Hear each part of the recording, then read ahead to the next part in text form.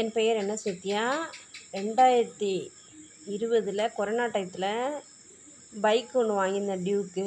அது கொஞ்சம் பணம் கட்டுறது எனக்கு கொஞ்சம் கஷ்டமாயிடுச்சு. வேலை இல்லை, டீச்சர் வேலைக்கு சேர்ந்துருந்தேன். அதுக்கப்புறம் வேலை இல்லாமல் இருந்தேன். அந்த ப்ரெஷரில் எனக்கு பிபி அதிகமாகிடுச்சு. 2020 6/7/2020 அப்போலேருந்து மாத்திரை முழுங்கிட்டுருக்கேன். ஃபஸ்ட்டு காமிக்கும்போது 180 100 இருந்துச்சு பிபி. அதோட இன்னைய வரைக்கும் மாத்திரை முழுங்கிட்டு தான் இருக்கேன் கவர்மெண்ட் ஹாஸ்பிட்டலில்.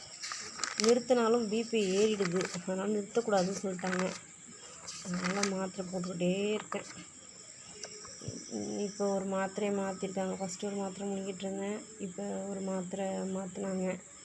அதோட மாத்திரை முழுங்கினா தான் நல்லாயிருக்கும் உடம்பு, இல்லைன்னா கண்ணெல்லாம் செவந்து போயிடுது, தலை வலிக்க ஆரம்பிச்சிடுது, கை கால்லாம் வலிக்க ஆரம்பிச்சிடுது. அதனால் சாகிற வரைக்கும் மாத்திரை முழுங்கிட்டு தான் இருக்கணும்.